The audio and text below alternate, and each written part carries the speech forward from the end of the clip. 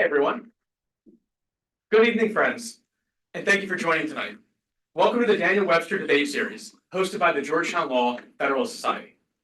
This series is dedicated to Daniel Webster, one of our nation's most revered orators and public servants. Webster relied on the strength of his ideas to advance the American people's liberty and prosperity. He is rarely remembered as the great expounder and defender of the Constitution.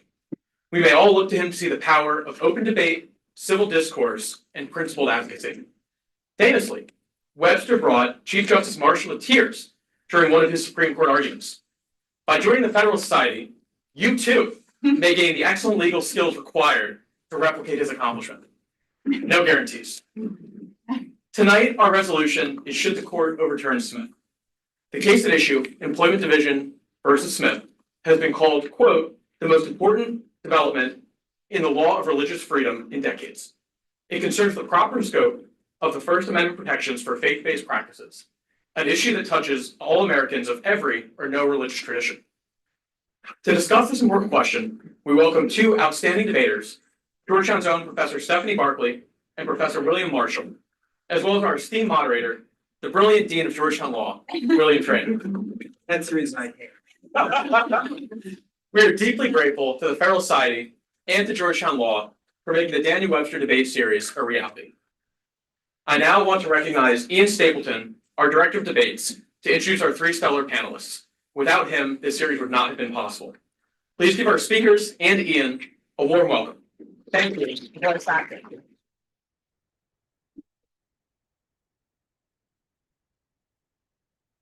So we have some amazingly accomplished and talented panelists, so I'm just going to write through their wonderful credentials before we get this debate underway.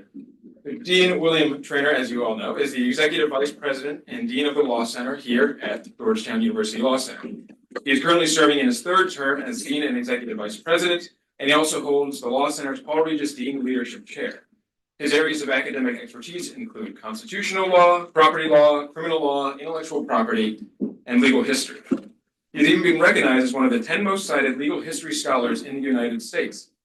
Before coming to Georgetown, he was Dean and Paul Fuller Professor of Law at Fordham Law School. For that, he also served in a variety of positions in the government, including Deputy Assistant Attorney General in the Office of Legal Counsel at DOJ, and the Associate Counsel in the Office of Independent Counsel during the Iran-Contra investigation.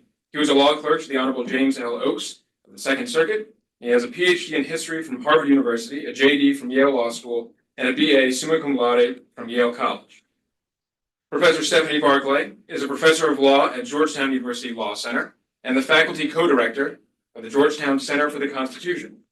Her research focuses on the roles our different democratic institutions play in protecting minority rights, particularly at the intersection of free speech and religious exercise. Her work has been published in leading journals, including Harvard Law Review, Chicago Law Review, among others.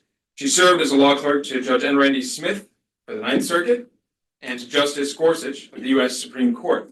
Professor Barkley is a faculty affiliate at the Constitutional Law Center at Stanford Law School and a Newpart Fellow at the Newpart Institute of Law, Religion, and Ethics at Pepperdine University. She graduated summa cum laude from BYU Law School, where she was elected to the Order of the Court. She is completing a PhD in law at Oxford University as a Clarendon Scholar and a Tang Scholar. Last but not least, we have Professor William Marshall, who is the William Rand Kennan Jr. Distinguished Professor of Law at the UNC School of Law. His teaching and research interests include the First Amendment, presidential power, election law, federal jurisdiction, federal judicial selection, civil procedure, and media law. Professor Marshall is the author of numerous book chapters, articles, and essays on free speech, separation of powers, the Establishment Clause, and the Free Exercise Clause, which is at issue here tonight. His work has appeared in the Harvard Law Review, the Yale Law Journal, among others. He was deputy counsel to the president and deputy assistant to the president during the Clinton administration. He also served as the Solicitor General for the state of Ohio. Before teaching, Professor Marshall was a special assistant attorney general for the state of Minnesota. He received his law degree from the University of Chicago and his undergraduate degree from the University of Pennsylvania. And without further ado, I hand it over to our very own Dean Trainer to begin this debate.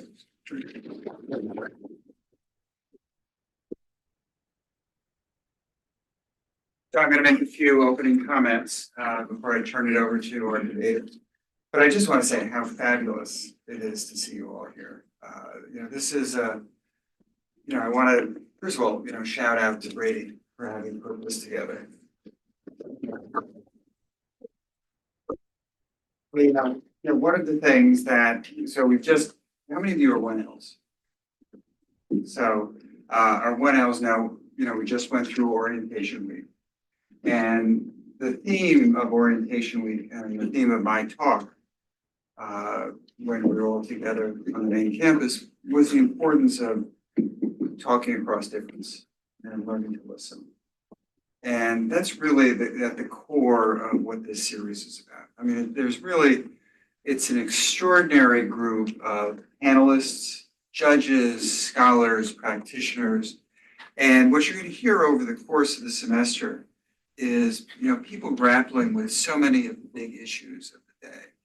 And, I think you're going to learn a lot. And I think it's also going to be just really a great model of what debate looks like. It's particularly appropriate that it's named after Daniel Webster. So, as Brady told you, Daniel Webster was probably the greatest Supreme Court advocate of all time. So we just had a faculty reception at the start of the school year upstairs, and we had 3 of our faculty members. And together they were very proud because they'd argued about 110 cases before the Supreme Court, among them. Daniel Webster himself argued 200 cases. So it's too bad we can't have him on the faculty. And he was really a model advocate, both in terms of kind of the intellectual quality, his openness to discourse, his engaging with tough issues, and also his persuasiveness. There's a great movie, which probably none of you have ever seen, called The Devil and Daniel Webster, which is about a guy who sold his soul to the devil, and he's right about to be carried away to hell, and he gets Daniel Webster to represent him, and the devil brings together a jury of the damned, and they listen to Daniel Webster, and at the end, they rip up the contract of the guy selling his soul. So may you all be as persuasive as Daniel. So again, this is a model of civil discourse. And that's very important to me because it's really at the core of Georgetown law. It's at the core of any academic institution. And I think it's particularly at the core of a Catholic and Jesuit institution. And over the years, I've written the community about the importance of civil discourse. And that's really what this embodies. And I think it's also particularly fitting that we're going to be looking at the Smith case. Because Smith is a case in which you're going to be arguing about whether a Justice Scalia opinion should endure. And many of the criticisms of it have been from conservative constitutional jurists. And I have to say, if Justice Scalia were alive today, I wouldn't be surprised if he thought Smith was wrongly decided. So, it indicates just in a very powerful way the importance of listening and the importance of being willing to change your mind. So again, for those of you who are 1Ls, when I was speaking last 2 weeks ago, one of the things I talked about was an example of when I had changed my mind. And it was when I was working in the Office of Legal Counsel, and I changed my opinion on what the presidential war power should be. So, and again, Smith, I think, so nicely embodies that, because I really do think that if this were a case that were decided today, Justice Scalia would really be torn. You've got 2 amazing debaters, and I'm going to turn that over to them in a minute. You've got Professor Barkley, who we brought from Notre Dame. And I have to say, I've just been getting so much kudos over the summer from people about helping bring Professor Barkley to Georgetown. So, except for the Dean of Notre Dame, who's no longer talking to me, but I'd like a round of applause for Professor Barkley.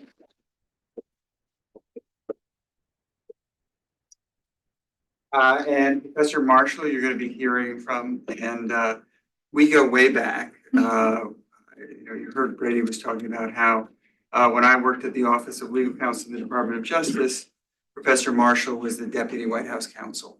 And he was really, so we worked together a lot on kind of very big and very difficult issues. We had lunch at the White House Mess, so if you come to my office, you'll see the M&Ms that I got when I had lunch with Professor Marshall, and so I've kept them for a quarter century. I've emptied out the M&Ms. And he really embodied. He's an extraordinary scholar who's written on Smith, and really represents very powerfully the integrity of academic discourse. So you're really in for a treat, and so let me call up to the stage first, Professor Barkley.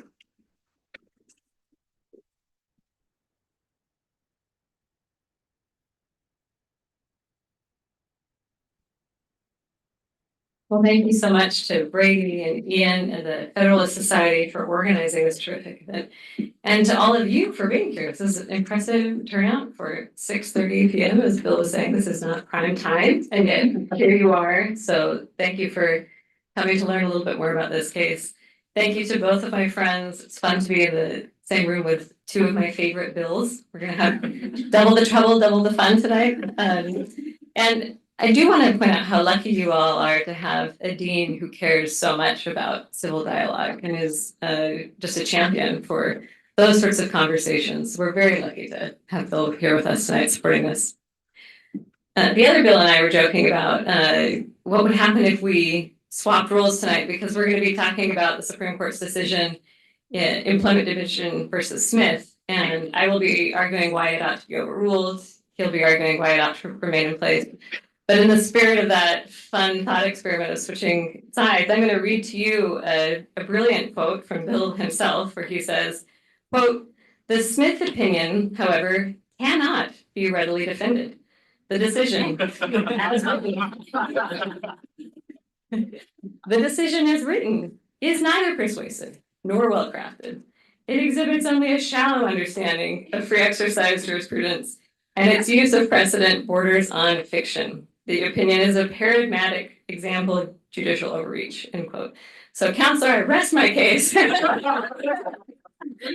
win. You win. But to be fair to Bill, he was saying in this excellent article that I've commended to you in the University of Chicago Law Review that you cannot be a fan of Smith as it was written, which interestingly by Justice Scalia as the author is of an opinion that has no sort of textual or original analysis to be found anywhere in it. You can disagree with that opinion and still think that religious exemptions triggered by laws that interfere with someone's sincerely held religious beliefs, that shouldn't be the test that we use, and that we shouldn't allow for religious exemptions. And he defends that position on the merits. And so to join issue with him, I'm going to be focusing on the opposite argument, why we should embrace a scheme that allows for someone's religious exercise to be protected when the government is burdening their religious exercise. That was essentially the framework we had after the incorporation of the free exercise clause to the state, starting in the 1940s. We hadn't coined the term yet, strict scrutiny. But the Supreme Court said in a series of cases, one of them called Murdoch, that the rights enumerated in the Bill of Rights, like exercise of religion, had a preferred position. And we were going to look carefully at why the government was sometimes interfering with religious exercise. And then, of course, in Sherbert and Yoder, the Supreme Court, in its doctrine called strict scrutiny, really crystallized the test that if someone's religious exercise was burdened, then that triggered strict scrutiny. And then Smith in 1990 was decided and reversed that approach. Sua sponte, the parties hadn't asked the court to do that, and then changed the law to say that as long as the law was neutral and generally applicable, then we were basically going to defer to the government. There was no need to protect someone's religious exercise in those contexts. That's an overstatement. There are some exceptions to that rule, but for the sake of discussion tonight, that's basically a way of understanding Smith. So let me offer you both a normative reason and a legal reason why I think the rule that the Supreme Court replaced the previous regime with was not good. Normatively, When Smith is the rule, it allows government to interfere with religious exercise of groups for no good reason, which needlessly increases human suffering, and often, most especially, that suffering falls disproportionately on religious minorities. Justice Scalia was aware in his decision that those impacted most would be religious minorities that would be less politically powerful. And his sort of view was tough luck. And that has borne out in jurisdictions or in contexts where Smith is the rule. There are some tragic cases in terms of how that affects religious minorities. One of them dealt with a group called the Hmong community that has religious objections to autopsies. They believe that if an autopsy is performed on a family member, it mutilates the body, their family will be cursed, it traps the spirit. So there are grave spiritual consequences at stake for that religious group. That probably a lot of laws that are passed that require autopsies in certain routine contexts, that political process wouldn't account for those religious minorities. There was a particular case that was being litigated right before Smith was decided. And the district court originally ruled in favor of a family called the Yangs, who had immigrated from Laos and had said that because of their religious exercise, there was no need to perform an autopsy for their family members in this particular case. And then Smith was decided, and the court said this. They said this court was in the process of researching case law regarding damages. In the course of research, I considered the recent Supreme Court decision of Smith, and it is with deep regret that I determined that employment division case mandates that I recall my prior opinion. And now we're going to have to be forced to proceed with these autopsies. I litigated a case on behalf of Native American clients where the government bulldozed a sacred site of theirs in order to widen the road and put a turning lane. This highway expansion destroyed an ancient altar and other burial markers and a site of Native American ceremonies that took place. And I want to read what my client, who was an elder in the Confederated Tribes of Grand Ronde, wrote about the experience. She said, quote, "I was devastated as I watched this destruction. The soil with burial markers was ripped apart like an open wound. The tall, noble trees were cut to pieces. And as we mourn our last lands, we also want to protect others who could suffer the same fate," end quote. And I think one of the things that is most tragic about her case is that the government admitted on appeal that there was no reason they couldn't just widen on the other side of the road that would have avoided the Native American sacred site. But when Smith is the rule, that as long as the government is acting neutrally and with general applicability, they don't have to have a good answer when you ask them, why won't you widen on the other side of the rule? They say, I don't need to explain. I have no need to explain myself in this case. The second reason that I'll offer is that I think allowing for a religious exemption scheme when someone's religious exercise is interfered with and not focused on neutrality or general applicability more closely comports with the original understanding of the scope of the Free Exercise Clause. At the founding of our nation, we had laws that required people to be drafted into the military. Those laws were neutral and they were generally applicable, and yet our experience taught us the importance of exempting Quakers who could not conscientiously participate in military service. Some of our earliest cases, one in 1813 called People versus Phillips, and another case coming out of Virginia called Cronin, provided religious exemptions judicially from subpoena laws that were neutral and generally applicable when someone's religious exercise was interfered with. There's other historical evidence I could talk about perhaps later in Q&A about the 14th Amendment and some of the Reconstruction era history. But I think Smith does not capture the understanding that people's religious exercise mattered, regardless of the shape or the form of the law that was making it impossible for them to practice their religion.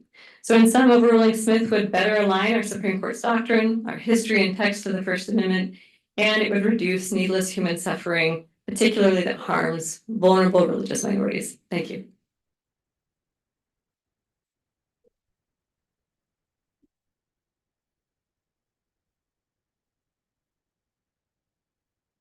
So thanks to Ian and Brady, and it's really a pleasure for me to be on a panel with two of my favorite people. I haven't seen Bill in a long time, but you know what a wonderful dean he is. He was a phenomenal lawyer. I mean, it was so great to work with. And Stephanie is one of the great scholars out there right now, and you guys are so lucky to have her. I only have one quibble with Stephanie, which is whenever she cites my stuff, she always puts a but C before it. I'm not quite sure that's true. This particular issue has been overtaken by the culture wars. A lot of the big debates here have dealt with contraception, have dealt with marriage, and dealt with all other kinds of things. And like everything else, the culture wars has a tendency to distort the underlying law as people try to get whatever results they were and somehow twist things as the way they were before. So it was once a conservative position, now seems to be a liberal position. It was once a liberal position, now seems to be a conservative position. What I want to do in my comments here, we can get to originalism later because I think I have a debate on with Stephanie on that. But what I want to do is sort of how did Smith come to be? And go through a little bit of the precedents behind that. The first major free exercise case was a case coming from Utah called Reynolds versus United States, in which the defendant in that case wanted an exemption from anti-polygamy laws. And the Supreme Court said, you can't get a free exercise exemption from that. Otherwise, every person would be a law unto themselves. If every person could cite a particular reason to get out. And that was the law for some 80-something years until Sherbert versus Werner was decided, which created or allowed the compelling interest test to take place with respect to free exercise. That was a Justice Brennan opinion. It was considered a very liberal opinion at the time for a reason I'll go to in a moment. But during those 86 years, it wasn't like religion wasn't protected under the Constitution. It was worship, prayer, solicitation, conscience, the great case of West Virginia versus Barnett, allowing the Jehovah's Witnesses the right not to have to be forced to salute the flag, a case decided in the middle of World War II, by the way, all vindicated religious rights, but they did it under the speech clause. The speech clause provided massive protection for, and still does, as to a fair amount of what religion is all about. So it wasn't like religion was left out there at the mercy of legislatures during this period. The court did say in a case called Prince versus Massachusetts that religious rights were not entitled to greater protection than speech rights. That was a case dealing with a person, a Jehovah's Witness, who went door to door with her child and was accused of engaging in child labor. And the court said there's no greater right here. It rejected the claim, first of all, and said there was no greater right just because there was a religious umbrella for the adherence actions than there would be if there was a non-religious element. But there was a lot of protection for religion up until that point. Sherbert comes in and the court gives a compelling interest test and says if religion is burdened, the state needs to provide a compelling interest. Let me tell you how strong that opinion is, at least in theory. The threshold claim to bring a free exercise claim is you got to show sincerity, you got to show it's actually religious claim that you're bringing, and you have to show that religious beliefs are burdened. The courts don't like any of those inquiries for good reason. They don't want to ask if a religious belief is sincere. They don't want to ask how much are you burdened by it because they're getting into the minds of adherents. They don't want to ask what's religion and what is not religion because that also creates a certain amount of constitutional problems. So the effect is that all of those threshold requirements are virtually eliminated in a free exercise case. And that's left then to the question of whether there's a compelling interest. But look what's happened. You've made every single law presumptively unconstitutional when it's challenged under the claim of free exercise. And not only that, it's incredibly powerful because if the compelling interest test is applied the way it's supposed to be, you don't ask the question whether or not the state has a compelling interest in general to apply the law. You ask, is there a compelling interest vis-a-vis the religious adherents? So you narrow the scope of who the compelling interest applies to. So let me give you an example, a pre-Smith case, a case dealing with Tony and Susan Alamo Foundation, dealing with folks who wanted exemption from having to pay the minimum wage. The state probably has a very strong interest, the government does, in having minimum wage to protect various people who are being paid and also to prevent wage from being depressed. But that compelling interest isn't great when you're only dealing with 20 or so employees. So if that test was actually applied rigidly, you'd get an exemption. And that was the state of the law, and not surprisingly, the court was very inconsistent as to when it found a compelling interest. It did so really only in two cases. One was employment insurance cases, of which Sherbert was one, and there were a bunch of other employment insurance cases in which the court said there was applied the compelling interest to say that if you couldn't excuse somebody from getting unemployment compensation if they had a religious reason.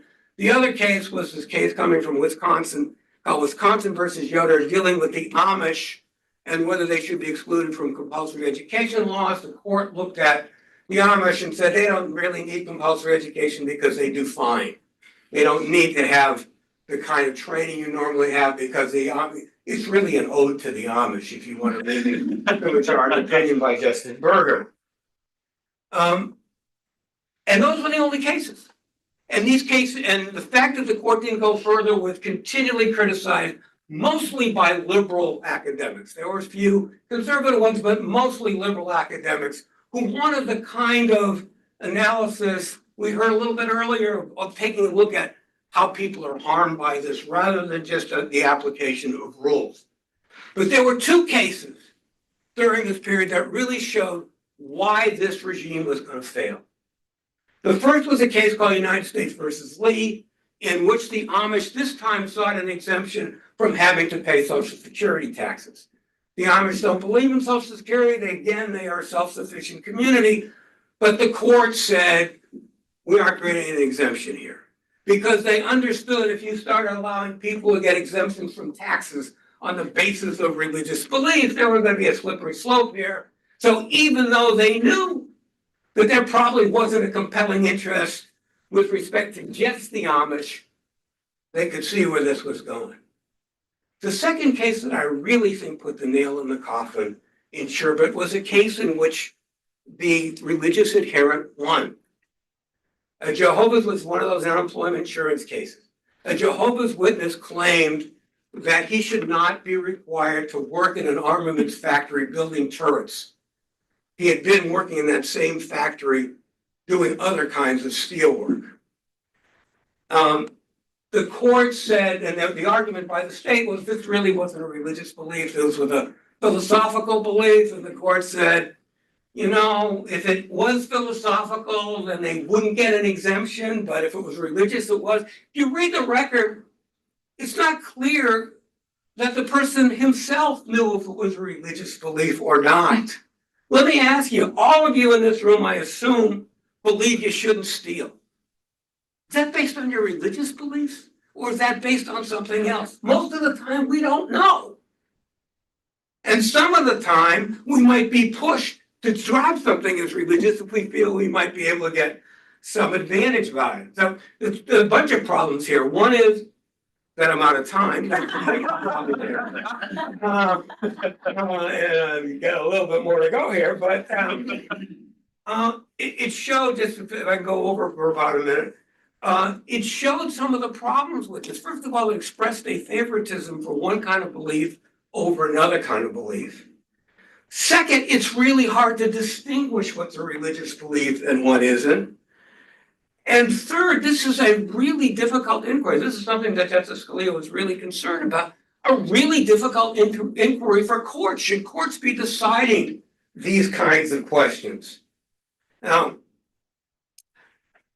I am out of time, and I want to combine that. I can, so I'll come back to some of the themes afterwards. But just quickly on originalism, with respect to conscientious objectors status, it's really interesting about originalism because you can pretty much make any argument you want out of history.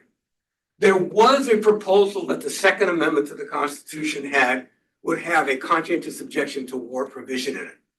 That was never passed. How do you interpret that? Do you interpret that as the framers being sympathetic to the idea of exemptions? That's what Michael McConnell would argue.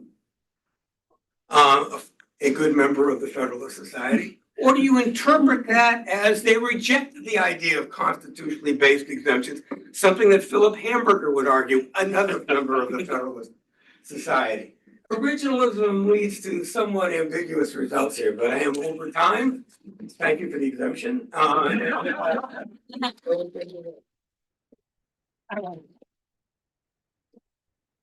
Well, those were both terrific arguments. So I'm gonna ask some questions and then we're gonna open it up for audience. But let me start with the originalism. So what's the argument that originalism favors your approach? Professor Barkley. Well, I love Bill's closing by the vote of confidence for an exemption for our time rules. All right. So one argument for why, one argument that Bill Munoz has made about the fact that that conscientious objector debate took place is that shows that we didn't need a religious exemption scheme. But there is also one response, which is that conscientious objector protection from military was broader than just religious exemptions. And so that debate still doesn't answer the question, or isn't squarely on point with what do they think about religious motivated requests for exemption from laws. So one of the arguments for why a religious exemption scheme is more consistent with original meaning than Smith is, I'm just not aware of any evidence that says if laws are neutral and generally applicable, then we just don't care what happens to religious objectors.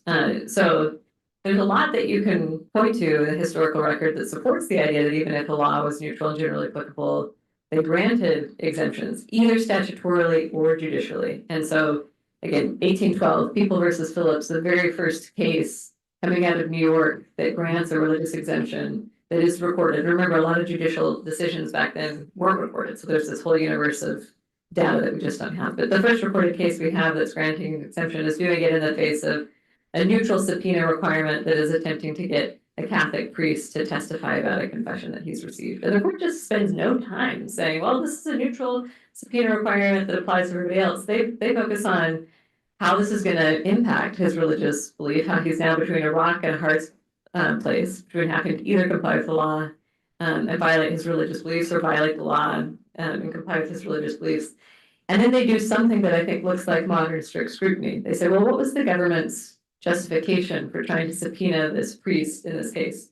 Reducing crime. That seems like an important interest, but the court says, but you can't just say this important thing is always naturally going to be accomplished by your policy. You have to prove it, and there's nothing to prove that requiring a priest to testify about a confession of a stolen necklace is going to reduce crime. In fact, we were worried that this would be a ticket good for this right only, and after that, burglars would never confess to priests again. And then the court says something that they probably wouldn't say nowadays and say, and if people aren't confessing, that might increase crime. So the government may actually not be advancing what they're trying to do here.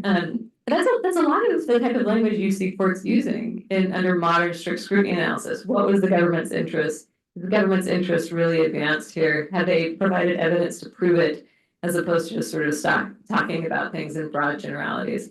There are some cases two cases as well that don't grant religious exemptions, but those are cases that are skeptical of judicial review, period. And these early state cases that are talking about the importance of religious exemptions, one in New York and one in Virginia, they're also citing to the federal free exercise clause, not just their state free exercise clause. And this relates to an argument made by a number of scholars, but Judd Campbell in particular, who talks about ways in which natural rights were understood as being part of the general law. And so they didn't come into being, many of these types of rights, just because they were written down in a constitution. They had a pre-existing form, and religious exercise was understood as having some important limitations related to safety in society. To provide just one example, but it also allowed for some robust protection. And so the idea that there was this sort of unified understanding that there was broad protection for that right, one that James Madison, in a debate with George Mason over Virginia's provisions, argued should only be limited for the safety of the nation or preventing someone from interfering with the liberty of someone else. James Madison thought we had to have pretty small, pretty narrow limits on free exercise. So that's just some of the originalist evidence we could continue that conversation. Yeah, I think what you were really focusing on, Professor Marshall, was kind of the manipulability of originalism. But you got to, let's say you have an originalist bench, right? And you got to make the originalist argument for Smith. What do you say? Well, first of all, there weren't that many regulatory laws at that point, and there were also not that many religious kinds of beliefs that were in contest to the regulatory laws at that time. We had a fairly homogeneous population in terms of religion, and there wasn't that much of a regulatory state, so there isn't that much evidence out there. Where most of the conflicts did take place was with respect conscientious objection to war, because a lot of the colonies in the states had the requirement that you had to have a gun, believe it or not, because they needed to be able to call up the militia at any particular moment in case the country was under threat. And in the various litigation that took place, the result was legislative exemptions, which is what Justice Scalia argues for in Smith, not a constitutionally based free exercise right. And again, I mean, two of the leading scholars in the country, Michael McConnell and Philip Hamburger, come to completely different results. They're both coming from a fairly similar kind of philosophical background. Otherwise, it's just not conclusive. Particularly, there is good evidence that's been pointed out. There's also evidence that goes the other way. Professor Barkley? So, yeah, I mean, I think it's fair to point to some of the disagreement amongst scholars about this. Let me just make 2 points. There was this broader debate going on about the Bill of Rights and constitutional rights, period, at the county, which is who should protect them. And we saw this microscopic class, just talked about this last week, play out with the Alien and Sedition Acts. And courts there were hesitant to provide any sort of judicial protection of freedom of speech. They provided none. One court even said, we don't know if courts are competent tribunals to provide protection. And so states, provided resolutions, and there was political debate about it. Because there was still sort of this uncertainty in our nation about exactly what role courts would have with respect to constitutional rights. I would submit to you that we have more evidence of judicial protection of religious exercise than maybe any other right in the Bill of Rights. We have now decided as a constitutional matter that courts have an important role in protecting Bill of Rights. Phil Mignot's, who I respect and think the world of, I think would be okay with courts having virtually no role in protecting any constitutional rights. So like we can go to that world where courts aren't involved in protecting constitutional rights. But I think it's odd that under Smith, we're just saying it's just not religious rights. But like we'll be really active judicially with a lot of other constitutional rights that have less originalist history of courts protecting them. And that seems backwards to me in terms of what that evidence supports. Mr. Marshall? Well, I'm not sure how much of a disagreement we have here. If the original understanding there, at least on some, was that this was not an appropriate task for the judiciary, that was part of the point that Scalia was making because of some of the issues here of trying to figure out what is religion or not, testimony on, are you being sincere? The kind of problem that was created. I don't think there's any evidence out there that would indicate that anybody during that period thought that laws should be presumptively unconstitutional if there was a religious objection to those laws.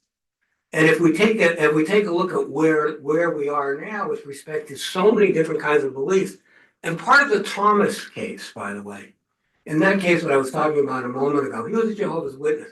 Another Jehovah's Witness testified that there was nothing in Jehovah's Witness theology that said you couldn't work in an armaments factory. But the court said, and I agree with them on this, that you take a look at somebody's individual beliefs. You don't have to get that justified by seeing whether it's supported by theology. But think about what that does. If anybody can just come in with any particular religious belief, and you can have a religious belief in anything, and Justice Scalia made this point, then any law is going to be presumptively unconstitutional. And I don't think there's any originalist history would suggest that the framers would have supported a regime of that type. Okay. Gonna give you one last shot and then we'll move to the next topic. Mr. Barkley. So this concern about sincerity, I think, also raises an interesting point about historical evidence. Are courts competent to adjudicate whether or not someone's beliefs are sincere? And since at least 1767, courts have been doing that. So in a famous case that Lord Mansfield writes about, there's a situation where England had passed a law, the Corporation Test and Toleration Act, that is requiring you, in order, if you want to serve as a sheriff in London, you have to act consistent with the Church of England. But then they passed another law that says we can fine anyone who refuses to serve as sheriff. So if you're a religious objector who can't conform to the Church of England, Protestants in this context, but the government is saying, we've selected you to be sheriff. Now the government has a way of fining you. And one thing that's interesting about this case is Lord Mansfield talks about how the court can judge whether someone's religious beliefs are sincere. He says, though God alone is an absolute judge of man's religious profession and of his conscience, yet there are marks even of sincerity among them, that there is none more certain than consistency between professed beliefs and overt acts. And I would submit to you that that's actually still how we gauge whether someone is sincere. There's a case in the Ninth Circuit just within the last decade where you had a prisoner asking for a religious exemption for his diet, but he was cheating on his diet a lot. Some days of the week he wanted to have his religious diet when he liked certain foods, and other days of the week he didn't. And the court said, yeah, that undermines your sincerity in this case. So my point is that this idea of adjudicating sincerity is not new. We've been doing it for a long time, and I think 30 years of history under the Religious Freedom Restoration Act, which was passed after Smith, and has not led to a tidal wave of cases, shows that courts can handle that pretty well. I said that was the last, but just for equal time. Well, we're we gonna get moved on to to sincerity, so let me give a sincere Okay. response there. Case called United States versus Ballard, a defendant was prosecuted for mail fraud. He kept on claiming that he could engage in healing by faith healing of one kind or another. In a famous argument by Justice Jackson, he said, how can anybody judge the sincerity of something without looking at the validity of the beliefs itself? And that gets us into a real dangerous kind of way if we're trying to evaluate sincerity, because it leads us to evaluate somebody's religious beliefs.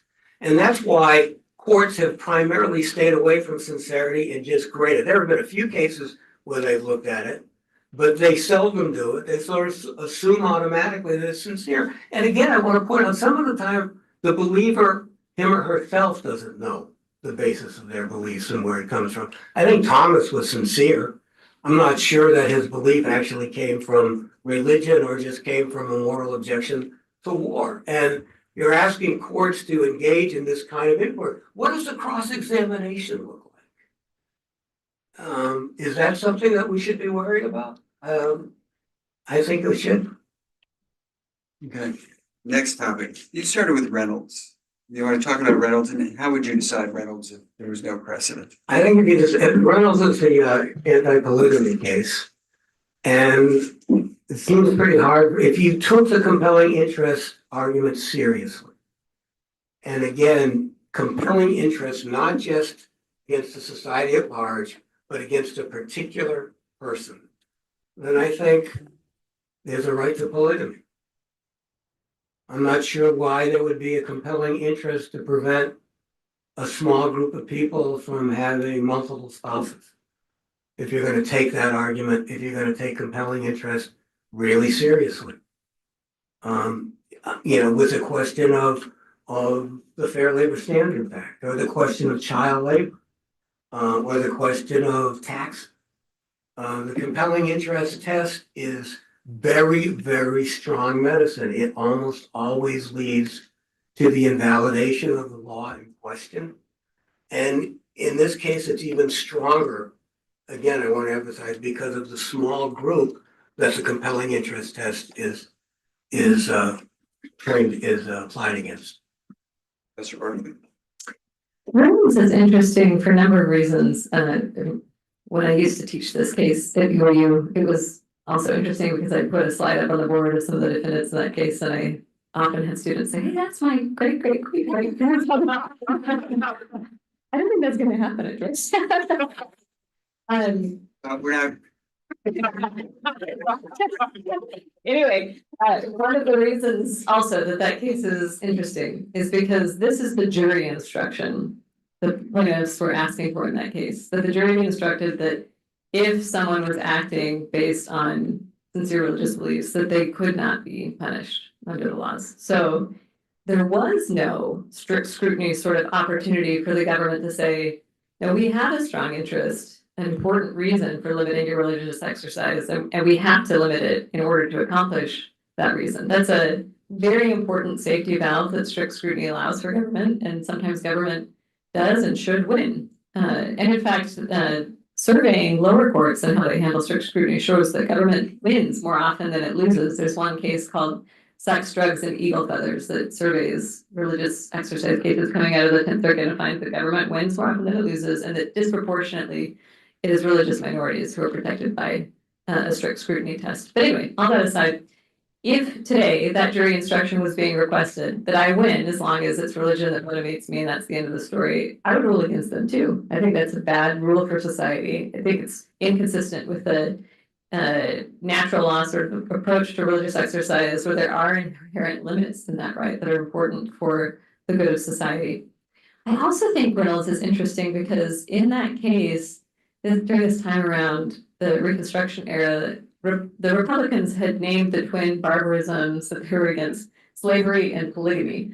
But part of the reason why Harriet Beecher Stowe, who wrote Uncle Tom's Cabin and was a vocal opponent of slavery, also was a vocal opponent of polygamy because her understanding was that women were being enslaved. They were basically sex slaves and that children were being abused. And that was the widespread narrative. The court in Reynolds spent some time talking about harm to women and children. So is there a real factual dispute about whether in fact that's true? Yes, but assuming those facts are true, would a case like that satisfy strict scrutiny today? I think it would.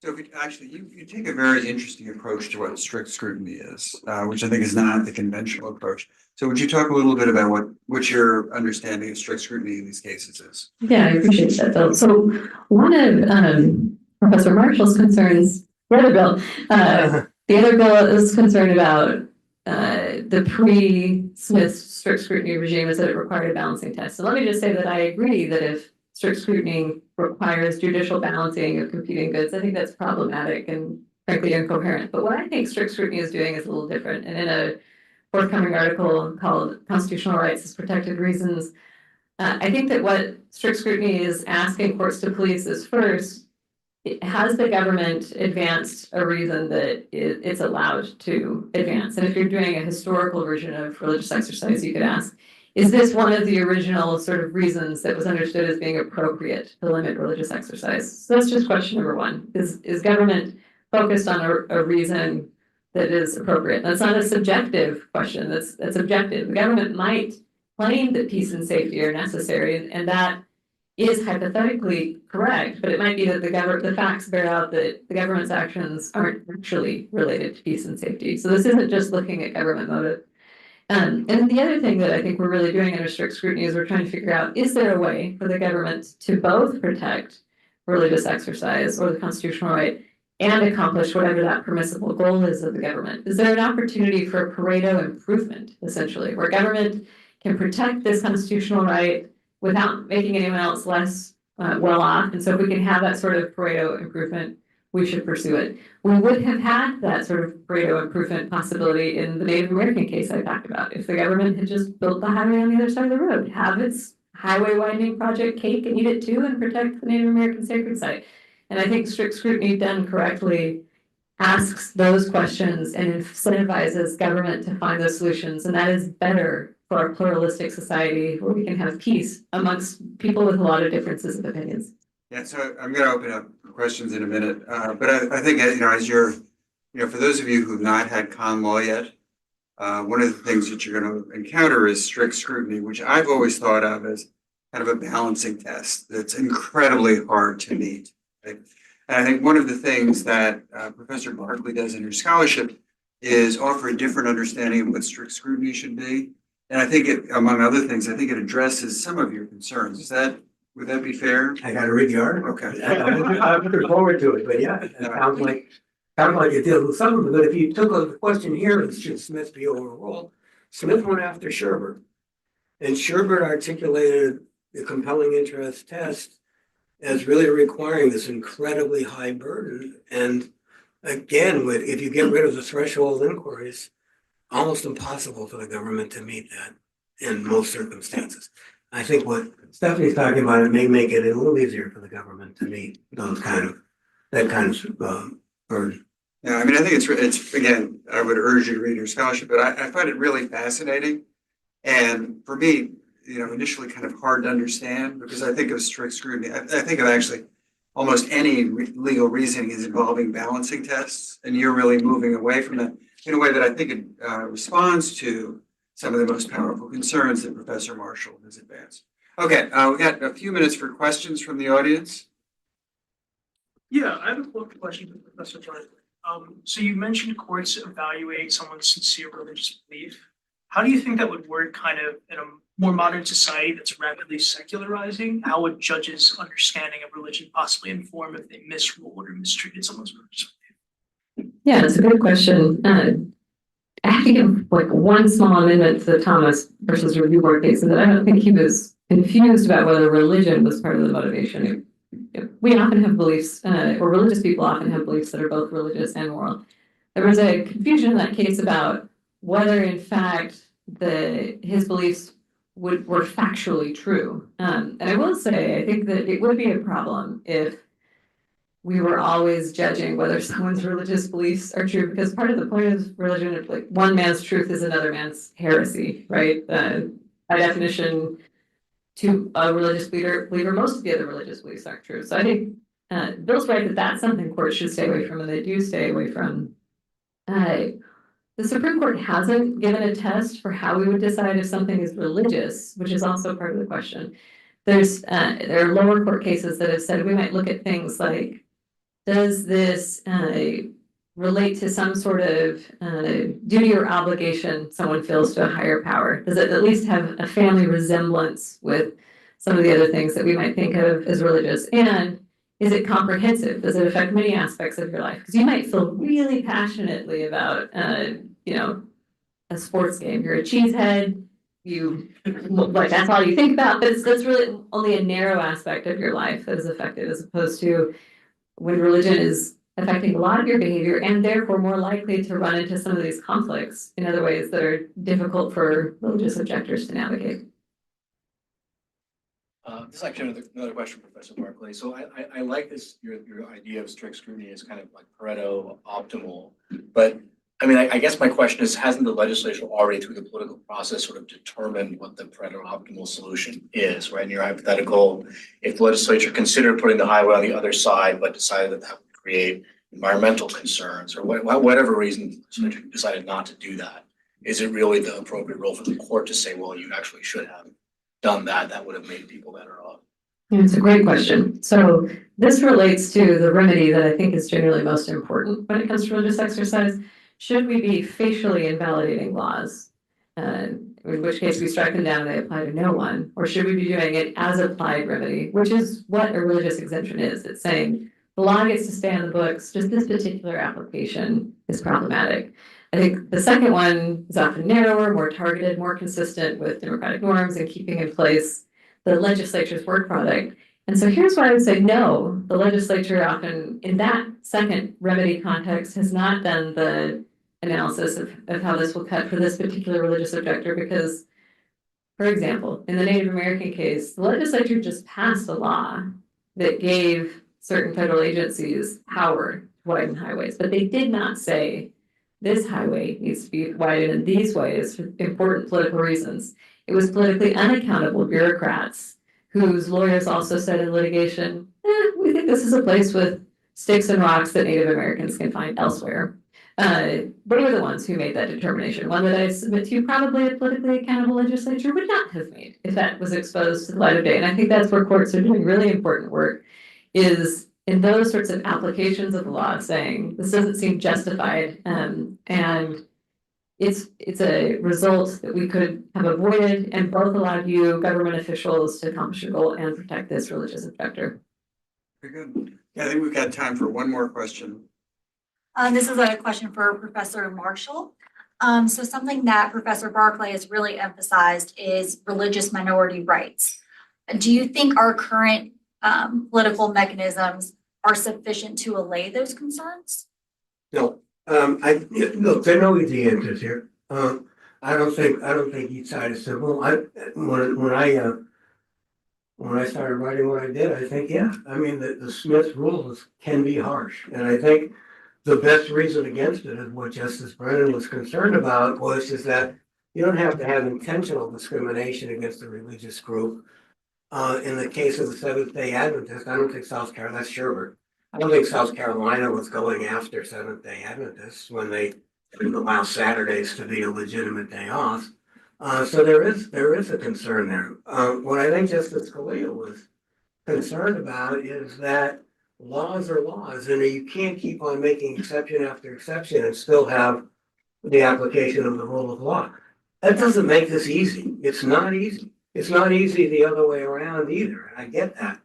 I do think thinking about this outside of the context of the culture wars and just thinking about what's smart judicial decision making, you come out and actually defend Justice Scalia here. But there's clearly a price. There's prices with all laws, and one of the things that I was influenced by is you got two Thomases.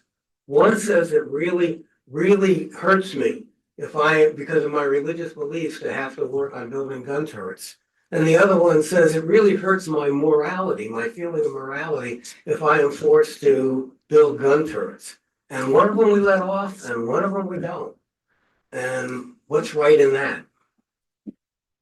As I said, those questions were really terrific. So thank you very much. Fabulous debate. Professor Barkley, Professor Marshall, big round of applause.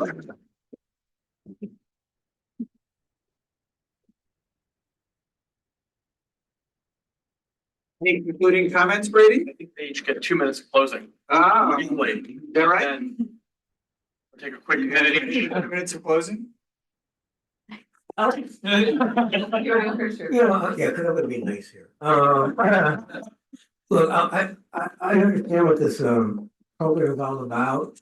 One of the interesting things about writing the religion clause area is, as you all know, this is one of the most divisive subjects in the general world. And the people who teach this are some of the nicest people in the world. And we disagree like we did tonight and still love each other at the end of it. Stephanie is one of my favorite people. And if you're learning how to be civil and how to talk to each other over these issues, which are incredibly divisive, then you're learning an incredible amount. When I was a kid, my dad was a conservative Republican, my mom was a liberal Democrat, and I could take any position I wanted to as long as I could defend it. Now, I learned later that my mother was a lot smarter, but that's not the point. The point is that we know how to, we have to know how to do this. So I want to thank you guys for putting together this kind of thing. I want to thank the dean for putting together this program, and I want to thank my friend Stephanie for doing a great job tonight.